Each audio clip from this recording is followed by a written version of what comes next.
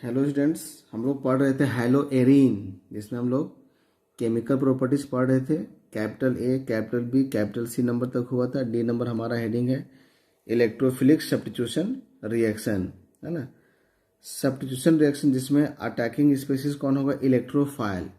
Electrophile का मतलब हो गया इलेक्ट्रॉन को चाहने वाला, इलेक्ट्रॉन लविंग, अर्थात नेगेटिव को चाहने वाला, मतलब जिस पर प्लस चार्ज हो, जैसे Cl plus, Br plus, H plus, CH3 plus, है ना, NO2 प्लस, ये सब हमारा इलेक्ट्रोफाइल है। तो ये सब आएगा बेंजीन की रिंग पर, ये सब अटैक करेगा और हाइड्रोजन को हटा करके ये सब खुद बैठ जाएगा। तो इस प्रकार के रिएक्शन को हम क्या कहेंगे? Electrophilic substitution reaction. जैसे उदाहरण के तौर पर चलिए बेंजीन है, ठीक है। अगर हम इसको क्लोरीन के साथ FeCl3 या AlCl3 में कराएंगे रिएक्शन, तो बेंजीन में किसी भी कार्बन से हाइड्रोजन हटेगा और वहाँ Cl आएगा और HCl बाहर निकलेगा। ये जो रिएक्शन है ये इलेक्ट्रोफिलिक सब्स्टिट्यूशन रिएक्शन का उदाहरण है। ये नाम क्यों पड़ा, चलिए इसकी चर्चा हम करते हैं।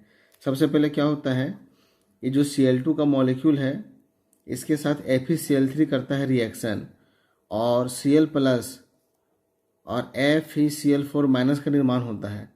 देखिए यहाँ पर Cl के बीच में सिंगल बॉन्ड है, ठीक है, दोनों तरफ सेम एटम है, लेकिन इस बॉन्ड का हेड्रोलिसिस होगा क्योंकि ये हम FeCl3 की उपस्थिति में तोड़ रहे हैं।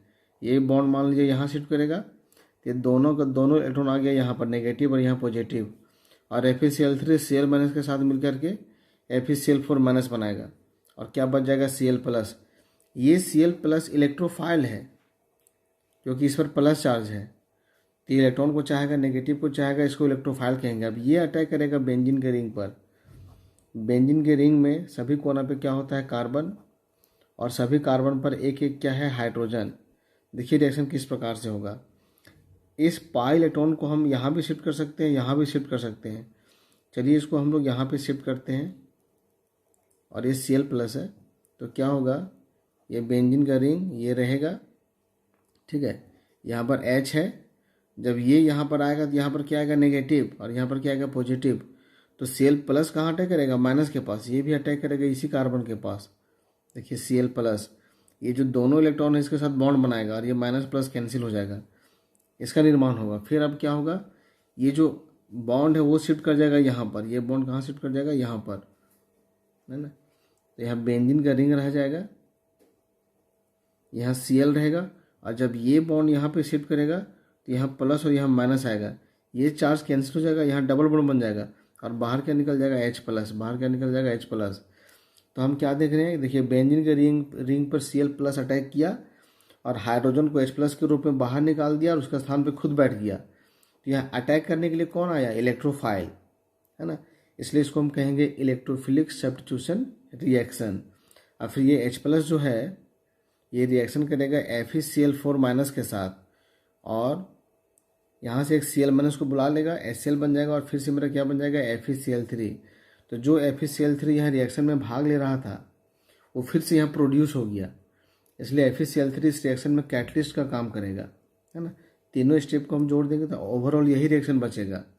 तो यहाँ पे हमको नहीं दिखाई दे रहा है कि अटैक करने के लिए यहाँ पर कौन गया, लेकिन जब हम मैकेनिज्म देखते हैं तब हमको समझ में आता है कि बेंजीन के रिंग में अटैक करने के लिए कौन गया था? इलेक्ट्रोफाइल, जो हाइड्रोजन को H प्लस के रूप में हटाया और खुद उसके स्थान पे बैठ गया। तो इस प्रकार के रिएक्शन को हम क्या कहेंगे? Electrophilic substitution reaction. अभी हम लोग इस थ्योरी को क्लोरोबेंजीन के लिए हम लोग स्टडी करेंगे, क्लोरोबेंजीन के लिए। लेकिन यहाँ पर हम लोग दो घटनाओं का थोड़ा जिक्र करते हैं। ये कार्बन का चेन है और मान लीजिए यहाँ पर Cl लगा हुआ है, तो इस सिग्मा इलेक्ट्रॉन को Cl अपनी ओर खींचेगा, है ना, इस तरह से खींचेगा अपनी ओर।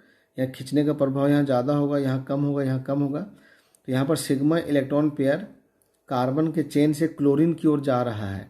इस घटना को कहा जाता है इंडक्टिव इफेक्ट। इंडक्टिव इफेक्ट कहा जाता है, जिसको हम लोग I से इंडिकेट करते हैं। जब सिग्मा इलेक्ट्रॉन का डिस्प्लेसमेंट कार्बन के चेन से बाहर ग्रुप की ओर होगा इसे हम कहेंगे -I इफेक्ट, ठीक है। और अगर इलेक्ट्रॉन का डिस्प्लेसमेंट कार्बन के चेन की ओर होता इसको हम +I इफेक्ट कहते हैं।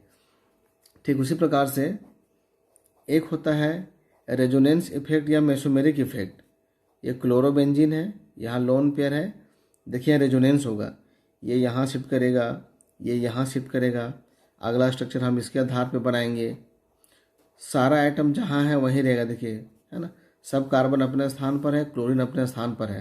लेकिन जब ये यहाँ पर आएगा, यहाँ दो लोन पेयर रह जाएगा, यहाँ डबल बॉन्ड, यहाँ प्लस और यहाँ माइनस आएगा। और जब ये यहाँ शिफ्ट करेगा तो यहाँ जाएगा नेगेटिव और यहाँ आएगा पॉजिटिव, तो चार्ज यहाँ कैंसिल हो जाएगा, लेकिन प्लस और माइनस यहाँ देखेगा, है ना। तो यहाँ भी हम क्या देख रहे हैं, इलेक्ट्रॉन का डिस्प्लेसमेंट हो रहा है। इसको कहा जाता है मेसोमेरिक इफेक्ट या रेजोनेंस इफेक्ट, और ये हमारा इंडक्टिव इफेक्ट है। क्लोरोबेंजीन में ये दोनों इफेक्ट एक साथ काम करता है। ये क्लोरीन का इलेक्ट्रोनेगेटिविटी कार्बन से ज़्यादा होगा तो ये बॉन्ड पेयर को अपनी ओर खींचेगा, है ना, तो इसको हम कहेंगे माइनस आई इफेक्ट। और यहाँ पर lone pair, single bond, double bond, single bond alternate करके हैं, तो यहाँ पर रेजोनेंस भी होगा। अभी रेजोनेंस के चलते दो घटना घट सकता है, या तो इलेक्ट्रॉन का डिस्प्लेसमेंट बाहर वाले ग्रुप से अंदर की ओर आएगा, चाहे बेंजीन की रिंग से बाहर की ओर जा सकता है। जब बाहर से रिंग की ओर आएगा इसको बोलते हैं प्लस मेसोमेरिक इफेक्ट, और जब रिंग से बाहर की ओर जाएगा तो इसे हम बोलते हैं माइनस मेसोमेरिक इफेक्ट। यहाँ हम क्या देख रहे हैं कि रेजोनेंस के चलते क्लोरीन पर प्लस चार्ज आया और रिंग में आया माइनस चार्ज। केमिस्ट्री में प्लस का मतलब होता है इलेक्ट्रॉन का त्यागना और माइनस का मतलब होता है इलेक्ट्रॉन को प्राप्त करना। तो यहाँ पर क्लोरीन से इलेक्ट्रॉन निकल करके रिंग की ओर आ रहा है, तो इसको हम कहेंगे प्लस एम इफेक्ट, है ना। तो क्लोरोबेंजीन में माइनस आई इफेक्ट और प्लस एम इफेक्ट दोनों एक साथ काम कर रहा है, मतलब यहाँ पर इलेक्ट्रॉन बाहर भी जा रहा है इंडक्टिव इफेक्ट के चलते, और मेसोमेरिक इफेक्ट के चलते बेंजीन को इलेक्ट्रॉन प्राप्त हो रहा है। एक्सपेरिमेंटली ये पाया गया कि क्लोरोबेंजीन में मेसोमेरिक इफेक्ट की तुलना में माइनस आई इफेक्ट ज़्यादा प्रभावशाली है। मतलब अगर मान लीजिए ये 10% इलेक्ट्रॉन को खींचा और मेसोमेरिक इफेक्ट के चलते 5% बेंजीन को इलेक्ट्रॉन मिल गया, तो 10% खींच लिया था, वापस 5% मिला, फिर भी तो बेंजीन की रिंग को 5% इलेक्ट्रॉन का लॉस हुआ। तो यहाँ पर ओवरऑल क्लोरीन कैसा ग्रुप होगा, इलेक्ट्रॉन खींचने वाला ग्रुप। इसी बात को इस पैराग्राफ में हम लिखे हुए हैं। पहले देखिए हम यहाँ रेजोनेंस लिखे हुए हैं, यहाँ एरो से दिखाए हैं कि क्लोरीन बेंजीन से इलेक्ट्रॉन को अपनी ओर खींच रहा है, माइनस इंडक्टिव इफेक्ट, और यहाँ रेजोनेंस हो रहा है, ये प्लस मेसोमेरिक इफेक्ट है। इन chlorobenzene chlorine atom has both minus I effect and plus M effect, but minus I effect is stronger than plus M effect। मतलब इंडक्टिव इफेक्ट मेसोमेरिक इफेक्ट की तुलना में मजबूत है, अर्थात जितना इलेक्ट्रॉन वो बाहर खींचेगा उससे कम मात्रा में इलेक्ट्रॉन बेंजीन को देगा। Therefore chlorine atom is overall electron withdrawing group. कुल मिलाकर के ये कैसा ग्रुप हुआ, इलेक्ट्रॉन को खींचने वाला group, that is ring deactivating group. मतलब बेंजीन की रिंग में इलेक्ट्रॉन की डेंसिटी को कम कर देगा। दिस इज बाय, यही कारण है कि chlorobenzene is less reactive than benzene towards electrophilic attack. मतलब मान लीजिए कि कोई इलेक्ट्रोफाइल है, इलेक्ट्रोफाइल को हम E+ से इंडिकेट करते हैं, ये बेंजीन है, ये क्लोरोबेंजीन है, तो ये इलेक्ट्रॉन को चाहने वाला है, इसको इलेक्ट्रॉन यहाँ पर भी मिलेगा, इसको इलेक्ट्रॉन यहाँ पर भी मिलेगा, लेकिन इन दोनों बेंजीन के रिंग में किसके पास इलेक्ट्रॉन ज़्यादा है, बेंजीन के पास ज़्यादा है। क्यों? क्योंकि यहाँ क्लोरो ग्रुप लगा हुआ है, ये इलेक्ट्रॉन विथड्रॉइंग ग्रुप है, तो बेंजीन के रिंग से इलेक्ट्रॉन का कुछ प्रतिशत ये अपनी तरफ खींच लेगा। तो यहाँ पर मान लेते हैं कि 100% इलेक्ट्रॉन है और यहाँ पर चलिए 5% ही ये खींचा, तो यह 95% रहा। तो चूँकि इलेक्ट्रोफाइल को इलेक्ट्रॉन यहाँ पे ज़्यादा मिलेगा, इसलिए ये इसके पास जल्दी अटैक करेगा। मतलब बेंजीन जो है वो क्लोरोबेंजीन की तुलना में मोर रिएक्टिव होगा, है ना। This is by chlorobenzene is less reactive than benzene towards electrophilic attack. ठीक है।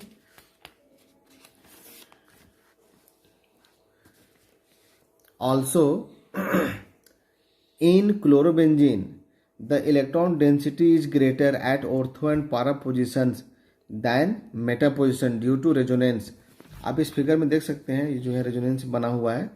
देखिए जब मेसोमेरिक इफेक्ट के चलते ये जो लोन पेयर बेंजीन के रिंग में आया, देखिए ऑर्थो पे आया, फिर पारा पे आया, फिर ऑर्थो पे आया, फिर वापस जहाँ था वहीं पहुँच गया। तो इलेक्ट्रॉन कहाँ कहाँ जा रहा है, ऑर्थो और पारा पे जा रहा है, मेटा पे नहीं जा रहा है। इसका मतलब ये हुआ कि ऑर्थो और पारा पर इलेक्ट्रॉन का डेंसिटी मेटा की तुलना में अधिक होगा, है ना। वही बात यहाँ लिखा हुआ है कि in chlorobenzene the electron density is greater at ortho and para positions than meta position due to resonance, hence the incoming electrophile, मतलब आ रहा electrophile attacks at ortho and para positions of chlorobenzene, क्योंकि ये benzene का ring है ना, यह chlorine लगा हुआ है, नेगेटिव यहाँ पर आता है, नेगेटिव यहाँ आता है, नेगेटिव यहाँ आता है। तो अगर ई प्लस को अटैक करना हो तो ये वहाँ पे अटैक करेगा जहाँ इसको इलेक्ट्रॉन ज़्यादा मिलेगा, तो ऑर्थो पे अटैक करेगा, पारा पे अटैक करेगा, मेटा पे अटैक नहीं करेगा। मेटा पे भी करेगा लेकिन यहाँ पर परसेंटेज बहुत कम रहेगा, 1-2%, 4%, है ना।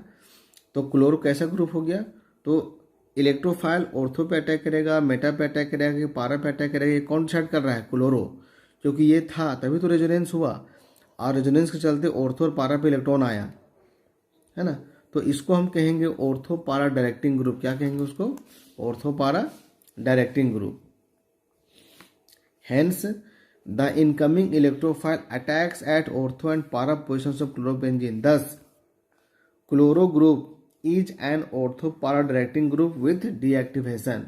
मतलब Cl एक ऐसा ग्रुप है जो आने वाला इलेक्ट्रोफाइल को ऑर्थो और पारा पे भेजेगा, लेकिन ये बेंजीन की रिंग को क्या करेगा? डीएक्टिवेट करेगा। तो ये थ्योरी हो गया, इसको आपको रटना नहीं है, लेकिन आप इतना याद रखिएगा कि क्लोरोबेंजीन में इलेक्ट्रोफिलिक सब्स्टिट्यूशन रिएक्शन सिर्फ और सिर्फ ऑर्थो और पारा स्थान पे होगा, मेटा स्थान पे नहीं होगा। अब यहाँ हमारा हेडिंग है some electrophilic substitution reactions of chlorobenzene are given below. अब क्लोरोबेंजीन में होने वाले इलेक्ट्रोफिलिक सब्स्टिट्यूशन रिएक्शन क्या क्या है उसकी हम नीचे चर्चा करेंगे। नंबर 1 है हाइलोजेनेशन। हाइलोजेनेशन का मतलब होता है हाइड्रोजन का जोड़ना। थोड़ा देर पहले आपको हम समझाए थे, हम बेंजीन लिए थे। जब बेंजीन को Cl2 से कराए थे रिएक्शन FeCl3 की उपस्थिति में, तो बेंजीन के रिंग पे कौन सा ग्रुप आ गया था? Cl ग्रुप आ गया था। अभी हमारा क्लोरोबेंजीन है और उसको Cl2 से करा रहे हैं रिएक्शन FeCl3 की उपस्थिति में, तो ये Cl तो यहाँ पहले से लगा हुआ है, लेकिन इस कंडीशन में क्या होगा? बेंजीन के रिंग पर एक और Cl आएगा। देखिए एक और Cl आया, लेकिन ऑर्थो पे लाए हैं और पारा पे लाए हैं, मेटा पे नहीं लाए हैं। तो आप पूछिएगा कि सर मेटा पे क्यों नहीं लाए? इसका जवाब हम पहले समझा चुके हैं, क्योंकि क्लोरो ग्रुप ऑर्थो और पारा डायरेक्टिंग ग्रुप है, मेटा पे ये नहीं भेजेगा, ठीक है। तो यहाँ पर H था, यहाँ से H और Cl बाहर निकलेगा और दूसरा Cl यहाँ पर आ जाएगा, और यही काम मेरा पारा पर भी होगा। अब इन दोनों में एक ज़्यादा मात्रा में बनेगा और एक कम मात्रा में बनेगा। चूँकि ये दोनों ग्रुप अगल बगल कार्बन पर है और ये दोनों ग्रुप अपोजिट कार्बन पर है, तो इन दोनों के बीच में रिपल्सन होगा, है ना, धक्का मुक्की होगा। अगर अगल बगल के सीट में बैठना हो तो अपने आकार के चलते उन दोनों के बीच में थोड़ा धक्का मुक्की होगा, लेकिन ये दोनों अपोजिट पोजीशन पे बैठे हुए हैं। तो अगर क्लोरो मेरा पहले से यहाँ पे लगा हुआ है तो दूसरा क्लोरो को यहाँ पर आने में कोई आपत्ति नहीं होगा, क्योंकि इसके तुलना में ये अपोजिट है। लेकिन अगर यहाँ पर इसको आने में दिक्कत होगा, चूँकि बगल वाले सीट पे एक क्लोरीन पहले से लगा हुआ है। इसको केमिस्ट्री की भाषा में बोलते हैं स्टेरिक हिंड्रेंस। यहाँ पे स्टेरिक हिंड्रेंस ज़्यादा होगा, यहाँ पे स्टेरिक हिंड्रेंस कम होगा। ये मेरा ज़्यादा मात्रा में बनेगा, ये मेरा कम मात्रा में बनेगा, लेकिन बनेगा दोनों, मेटा वाला नहीं बनेगा। ऑर्थो और पारा में पारा वाला ज़्यादा मात्रा में बनेगा और ऑर्थो वाला कम मात्रा में बनेगा। अभी नाइट्रेशन, अगर हम क्लोरोबेंजीन को कॉन्क HNO3 और कॉन्क H2SO4 की उपस्थिति में कराएंगे रिएक्शन, तो थोड़ा इसको रफ में समझाते हैं। ये हमारा क्लोरोबेंजीन है ना, यह हाइड्रोजन है, और ये हो गया हमारा HNO3। यहाँ से हमारा वाटर क्या होगा? बाहर निकल जाएगा और नाइट्रो ग्रुप ऑर्थो पे आएगा, और यही घटना मेरा पारा पर भी होगा, मेटा पे नहीं होगा। तो ये जो दो चीज़ बनेगा हमारे पास, है ना, इसका नाम हो जाएगा ऑर्थो नाइट्रो क्लोरोबेंजीन, इसका नाम होगा पारा नाइट्रो क्लोरोबेंजीन। फिर यहाँ पर देखिए पारा वाला मेजर है और ऑर्थो वाला माइनर। अभी सल्फोनेशन, सल्फोनेशन का मतलब होता है addition of sulphonic acid group, SO3H group लगने की प्रक्रिया को हम क्या कहेंगे? सल्फोनेशन। अगर हम क्लोरोबेंजीन को कॉन्क H2SO4 के साथ कराएंगे रिएक्शन, ये हमारा H2SO4 है, तो फिर क्या होगा? यहाँ से मेरा वाटर बाहर निकल जाएगा, ये मेरा वाटर बाहर निकल जाएगा, और ये जो मेरा SO3H ग्रुप है वो यहाँ पे आ जाएगा। देखिए SO3H ग्रुप आ गया, तो फिर ये या तो ऑर्थो स्थान पे आएगा या तो पारा स्थान पे आएगा, मेटा पे नहीं आएगा। अगर हम इसको हटा देते हैं तो इसका नाम होगा बेंजीन सल्फोनिक एसिड। ये सीनियर, तो इसको हम 1 लेंगे, इसको 2 लेंगे, तो 2 chlorobenzene sulphonic acid, 4 chlorobenzene sulphonic acid, ये माइनर होगा और ये मेजर होगा, है ना। इसी प्रकार की रिएक्शन है फ्राइडल क्राफ्ट अल्काइलेशन और Friedl Crafts acylation. Friedl craft alkylation reaction और फ्राइडल क्राफ्ट एसाइलेशन रिएक्शन।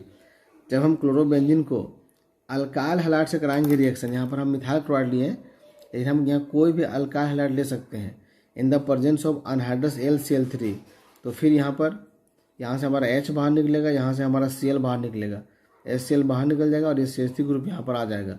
और यही काम मेरा पारा पर भी होगा, मेटा पे नहीं होगा। इसका नाम होगा 2 क्लोरोटोल्यूइन 4 क्लोरोटोल्यूइन।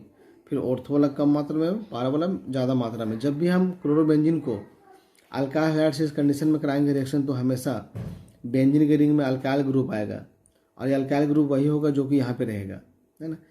अल्काइल ग्रुप लगने की प्रक्रिया को हम क्या कहेंगे? Alkylation reaction, Friedl craft alkylation reaction. और यहाँ पर है फ्राइडल क्राफ्ट एसाइलेशन रिएक्शन, इसको बोलते हैं हम लोग अल्काइल ग्रुप। और RC डबल बॉन्ड O और ये बॉन्ड खाली, इसको बोलते हैं हम लोग एसाइल ग्रुप। क्या बोलते हैं इसको? Acyl group. यहाँ पर R के स्थान पर देखिए CH3 लिए हुए हैं, ठीक है। इसका नाम है एसिटाइल क्लोराइड। यहाँ पे सेम घटना घटेगा। चलिए यहाँ से H बाहर निकला और यहाँ से क्या बाहर निकला? Cl। HCl बाहर निकल जाएगा, क्योंकि Cl यहाँ से बाहर निकला तो बॉन्ड यहीं पे खाली हुआ, इसी कार्बन को हम यहाँ पे जोड़ेंगे तो C double bond O CH3 आएगा और यही चीज़ मेरा पारा स्थान पे भी आएगा। फिर अगर हम Cl को हटा देते हैं तो इसका नाम है एसीटोफिनोन, है ना।